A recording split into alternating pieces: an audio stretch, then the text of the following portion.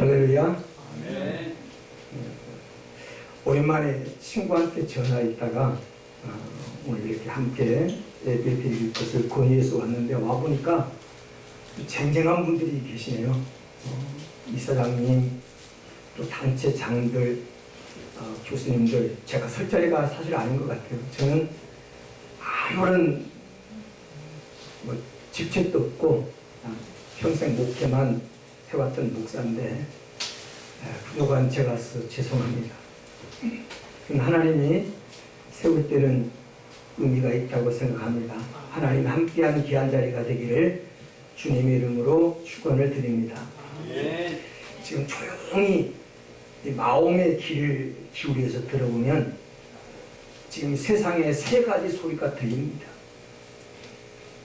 하나는 우는 소리, 통곡하는 소리, 흐느껴 우는 소리가 들립니다. 지도자다운 지도자를 찾지만 지도자다운 지도자가 없어서, 일꾼다운 일꾼을 찾지만 일꾼다운 일꾼이 없어서, 교회다운 교회를 찾지만 교회다운 교회가 없어서, 목사다운 목사를 찾지만 목사다운 목사가 없다고. 이 시대가 겉으로는 데모하고 탄식하고 울분을 토하고 있지만 그 마음에서 깊은 심령에서 울려나온 소리는 우는 소리입니다. 이 시대가 지금 울고 있습니다. 지금 이 시대가 통곡을 하고 있습니다. 그런가 하면 지금 이 시대는 무너진 소리가 들립니다. 도덕이 무너지고, 가정이 무너지고, 경제가 무너지고, 인간관계들이 무너지고, 지금 이 시대는 권위가 무너지고 있는 시대입니다. 국가에는 대통령의 권위가 무너지고, 가정에는 가장의 권위가 무너지고, 학교에서는 교사의 권위가 무너졌습니다. 학교 교육을 제대로 시킬 수가 없습니다. 얼마 전에 초등학교 5학년 담임하는 권사님에게 제가 물어봤어요. 권사님, 좀 애들 가르치기 힘드시죠? 그랬더니 그 점잖은 권사님이 하신 말씀이, 목사님 더럽게 힘들어요. 더럽게 힘들어요. 말을 안 듣습니다. 때릴 수가 없습니다. 사랑의 매를 때릴 수가 없습니다. 조그만 잘못하면 부모에게 전화하고 핸드폰 찍고, 교육 현장이 지금 무너지고 있습니다. 얼마 전에 연세대학교 그 윤철준 교수인가 그분이 이한부모들을 잘못 건드렸다가 큰 지금 사회적인 이슈가 되고 있잖아요. 그분 교수 연구실 앞에 자잘못으로 따지기는 얼마 전까지 그 사람에게 교육을 받았던 학생들이, 여러분 그분 연구실 앞에 부정 쪽지를 봤습니까? 꺼져, 나가, 방 빼. 역겨워. 얼마 전까지, 지금은 아닐지 모르 스승이었습니다. 잘못한 부분도 있겠죠. 그것이 지금 우리 현실입니다. 세상만 그렇습니까? 교회도 그렇습니다. 얼마 전까지 은혜 받고 함께 형제 자매 목사님 그러면서 했던 그들이 조금만 이권이 달라지고 조금만 생각이 달라지면 목사님의 멱살을 끌어내리고 강단을 짓밟고 서로 미워하고 다시 안 볼 것처럼, 그것이 지금 우리 현실입니다. 곳곳에서 지금 무너지고 있는 소리가 들립니다. 이런 시대를 바라보면서, 이런 지금 사회를 바라보면서 이 시대는 하나님의 탄식 소리가 들립니다. 하나님의 탄식 소리. 이사야 1장 2절에 이하에 말한 대로 하늘이여 들으라, 땅이여 귀를 기울이라. 내가 자식을 양육했는데 그들이 다 나를 몰려고 물러갔다. 소도 인절을 알고 나귀도 주인의 구의를 아는데 내 백성은 알지 못한다. 슬프다. 행악의 종자요 행위가 부패한 자식이로다. 하나님이 하나님의 자녀를 바라보면서 탄식하는 소리입니다. 에스겔 22장 30절에 지금 성이 무너져 가고 있는데 하나님이 진노해서 성을 지금 무너뜨리고 있는데 그 누구도 하나님께 막아서서 이 성을 멸하지 마옵소서. 무너진 성을 무너지지 않도록 막아낸 자가 없다고, 사람이 없다고 하나님이 탄식하십니다. 18절 에스겔서 22장 18절부터 보면 선지자 중에도 없고 제사장 중에도 없고 그 나라 방백 지도자 중에도 없고 일반 백성 중에도 없다고 하나님이 탄식하십니다. 누가 무너진 이 시대를 막고 울고 있는 이 시대를 이루하고 하나님의 탄식을 멈추게 할 수가 있겠습니까? 오늘 본문에 등장하는 느헤미야라고 하는 인물은 이스라엘 역사상 가장 어두웠던 시대의 소망과 빛을 던져준 사람입니다. 이 느헤미야를 가리켜서 흥왕하게 하려는 사람이라고 그렇게 불렀습니다. 이스라엘을 흥왕하게 하려는 사람. 흥왕이라고 하는 단어를 요즘 많이 안 씁니다만 번창하고 세력이 왕성하게 퍼져나가는 것을 의미하는 단어입니다. 흥왕하게 한다고 하는 말은 다른 말로 부흥하게 한다고 하는 말이고 다시 세운다고 하는 말이고 길을 연다고 하는 말이고 길을 만든다는 뜻이기도 합니다. 미가서 2장 13절에 보면 길을 여는 자가 그 앞서 올라가고 그들이 길을 열어 앞서 가면서 선두에 서서 길을 여는 사람, 개척자, 리더, 이게 흥왕하는 사람입니다. 그러므로 흥왕하는 사람이라고 하는 말은 유익하게 하는 사람, 번창하게 하는 사람, 잘되게 하는 사람, 길을 만들고 길을 여는 사람이라고 하는 뜻입니다. 그래서 어떤 단체든지 흥왕하게 하는 사람이 많으면 많을수록 그런 집단이나 나라는 행복하고 잘 사는 나라가 될 수 있습니다. 그래서 하나님께서는 저와 여러분이 흥왕하게 하는 사람이 되기를 원하십니다.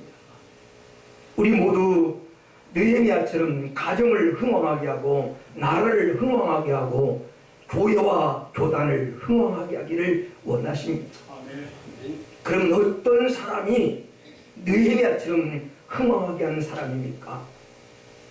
첫째는 다른 사람의 아픔이나 고통에 관심을 갖는 사람이 흥왕하게 하는 사람입니다.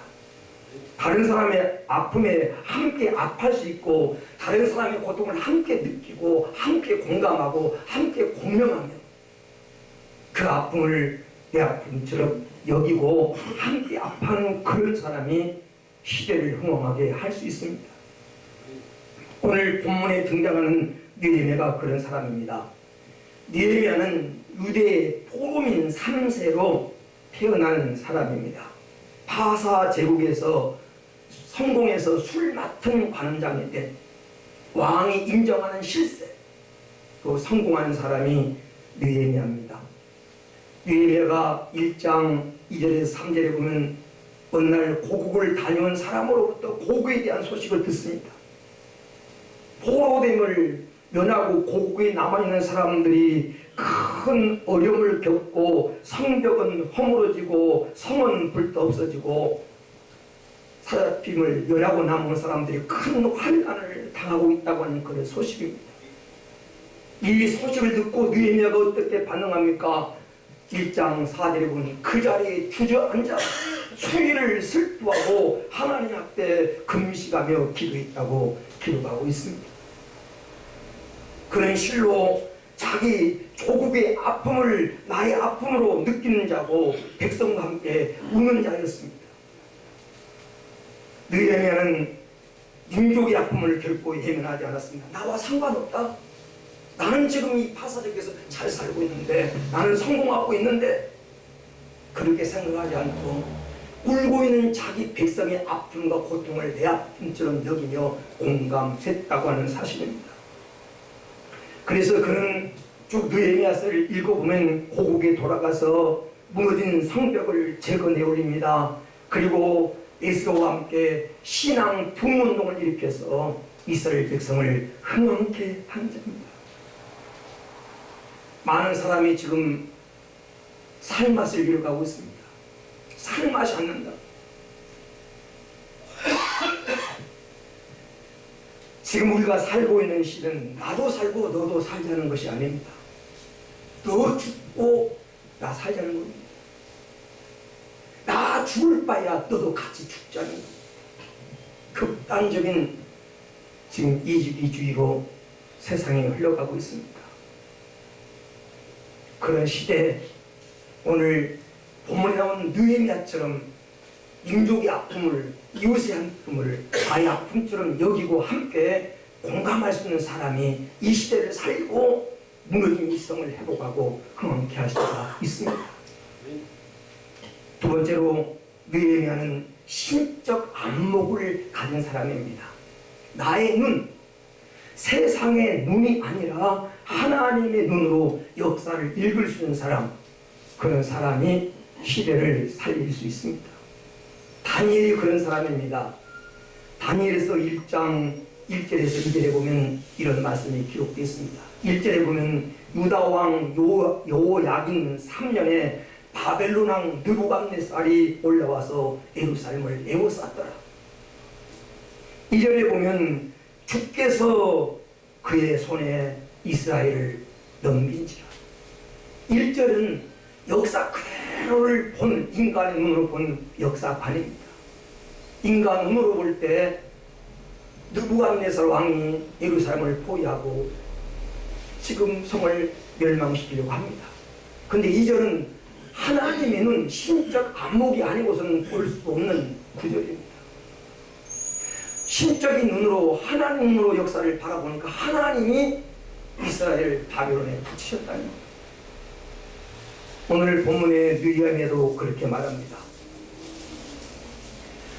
느헤미야서 1장 6절 7절에 보면 성벽이 무너지고 성이 불타고 고국에 있는 사람들이 큰 환난과 어려움을 당한다는 소식을 듣고 왕이 정치를 잘못해서 저 악독한 바벨론 때문에, 아니면 정치가들이 정치를 잘못해서 그렇게 말하지 않고 나와 내 아비 집이 하나님께 범죄하다. 내 죄 때문에, 우리 아버지 죄 때문에 우리 조상들이 하나님 말씀에 불순종해서 그 결과로 이 어려움과 환난이 왔다고 고백하고 있습니다. 하나님의 눈으로 바라보니까. 오늘 많은 사람들이 그렇게 합니다. 대통령이 정치를 잘못해서, 저 국회에 있는 정치가들이 정치를 잘못하고, 그래서 남을 탓합니다. 서로가 서로를 미워합니다. 끌어내리려고 합니다. 오늘 우리 신앙인들은 하나님의 눈으로 이 시대를 바라봐야 됩니다. 왜 나라가 이렇게 어렵습니까? 왜 혼란합니까? 대지 열풍이 왜 바이러스가 왔습니까? 그 모든 것이 나와 우리의 죄 때문이라는 것입니다. 우리가 신명기 28장에 보면 우리가 하나님께 복받은 인생이 되면 우리가 기르는 짐승까지도 복을 받는다고 말씀하고 있습니다. 왜 사람의 길은 돼지가 죽고 수없이 갖다 묻어야 되고 나라가 이렇게 혼란하고 양대 진영으로 갈라져서 지금 이념 싸움을 하고 있고, 이 국가 밖에서 수많은 강대들이 왜 나를 위협하고 있습니까? 지금 우리가 우리 사명을 잃어버리고 하나님 앞에 바로 서지 못한 우리를 향한 경고입니다. 하나님의 눈으로 이 시대를 바라보십시오. 누구 탓이 아닙니다. 나와 내 아비 집이 하나님께 범죄해서 그렇다고 하는 내게 통렬한 회개가 필요합니다. 또 오늘 본문에 등장하는 느헤미야는 어떤 사람입니까? 어떤 사람이 이 시대를 이루어가고 이 시대를 흥왕케 하는 사람입니까? 나를 내려놓는 사람, 즉 헌신된 사람이 흥왕케 하는 사람입니다. 하나님께서는 내려놓으라고 말합니다. 기독교 역사는 내려놓는 역사입니다. 예수님께서 하늘 보좌를 내려놓으시고 십자가에 달리심으로 복음이 시작됩니다. 제자들이 배와 그물을 부려두고 수입 좋은 그 세관의 직업을 버려두고 예수님을 쫓았을 때 복음은 전파됩니다. 사도 바울이 자기 의를 내려놓고 하나님의 의를 그가 따랐을 때 수많은 교회로 복음의 열매가 맺어집니다. 이렇듯이 자기의 생명을 하나님 손에 내려놓을 수 있는 사람이 오늘 이 시대를 통쾌할 수 있고 이 시대를 흥황케 할 수가 있습니다. 느헤미야는 기도합니다. 느헤미야 1장 11절에 보면 오늘날 종으로 형통하게 하사 이 사람 왕에게 은혜를 있게 하옵소서. 이것은 세속적인 기도가 아닙니다. 세속적인 성공을 위한 기도가 아닙니다. 승리를 위한 기도가 아닙니다. 2절에 읽어보면 알겠지만 2장에 읽어보면 알겠지만 현재 고통당하는 자기 고국을 위해서 내가 무엇을 해야겠는데 그것은 자기가 고국으로 돌아가서 성벽을 쌓고 조국을 재건하는 것입니다. 그런데 그 일은 왕의 허락 없이는 불가능하기 때문에 나에게 형통한 길을 달라고 하는 것은 형통케 해달라고 하는 것은 왕의 마음을 움직여서 왕의 마음을 하나님 감동해서 고국으로 돌아가신 형통한 길을 열어달라고 하는 그런 기도입니다. 내려놓겠다는 겁니다. 말라가게 사는 그 바사제국에서 술 맡던 관장으로서 왕의 인정을 받고 고관으로서 호시가며 살았던 그 자리를 내려놓고 고국으로 가겠다는 겁니다. 그리고 그의 기도대로 그는 모든 것을 내려놓고 고국에 돌아가서 수많은 어려움과 고난과 적들과 싸워서 무너진 성벽을 재건하고 다시 신앙 부흥을 일으켜서 오늘 이스라엘 백성을 흥황케 하는 자가 됩니다. 여러분, 어떻게 우리가 이 세상을 살맞는 세상으로 만들 수 있겠습니까? 사명을 회복하는 겁니다. 성경은 너희는 세상의 소금이라고 말합니다. 소금이 되라가 아니라 소금이라는 겁니다. 이미 우리는 소금입니다. 우리 속에 주님의 능력이 있습니다. 우리는 소금의 사명을 감당할 수 있는 힘이 있는데 우리는 그것을 잃어버렸습니다. 소금이 그 맛을 사장된 채 세속의 물결에 지금까지 우리가 떠내려 왔습니다. 그 맛을 다시 회복하는 겁니다. 십자가를 지는 겁니다. 누가 십자가를 지겠습니까? 내가 지어야 됩니다. 한번 주변을 둘러보세요. 누가 십자가를 지겠습니까? 나밖에 없습니다. 내가 십자가를 지고 내가 썩어지는 미랄일 때 수많은 동질의 열매들이 맺혀집니다. 하나님의 시간 우리에게 이렇게 말합니다. 네가 이 세상을 살만나게 만들어라. 지금 뭐 산포시대, 옥포시대 그러는데 네가 다 포기하고 살맛을 잃어버린 이 세상을 살만나게 하는 흥황케 하는 자가 되라는 겁니다. 네가 잃어버린 사명을 다시 한번 생각해 보십시오. 도끼가 큰 아름다리 나무를 썰었다 할지라도 그 도끼는 자라갈 것이 없습니다. 농부의 힘이 없이는 그게 불가능하기 때문에 농부가 그 도끼 날을 날카롭게 만들고 그 도끼를 붙잡고 글을 쓰기 때문에 그가 큰 역할을 한 것처럼 아무리 도끼가 날이 굳세겠어 할지라도 농부가 옆으로 제껴놓는 순간 그런 고철덩어리에 불과한 것입니다. 오늘 우리는 하나님 앞에 손에 붙들려서 지금까지 쓰임 받았는데 내가 사명을 잘 감당하고 있는가를 생각하면서 사명을 회복하고 이 시대에 흥황케 하는 자로 살아갈 수 있게 되기를 주의 이름으로 축원을 드립니다. 기도합니다. 은혜로우신 하나님 감사합니다. 우리를 오늘 복된 주일 주시고 축복 성교에 함께 모여서 예배하며 하나님의 뜻이 무엇인가를 찾고 네가 기도할 수 있는 시간을 주심을 감사합니다. 이 시간 나를 돌아오게 하시고 하나님이 무엇을 원하는지 하나님 음성을 듣게 하시고, 그래서 울고 있는 이 시대를 이루하고 무너진 이 성을 다시 세우고 단시간은 하나님 마음을 기쁘게 할 수 있는 그런 자로 살아갈 수 있도록 은총을 베풀어 주옵소서. 아멘. 거룩하신 예수님의 이름으로 기도 올려옵나이다. 아멘.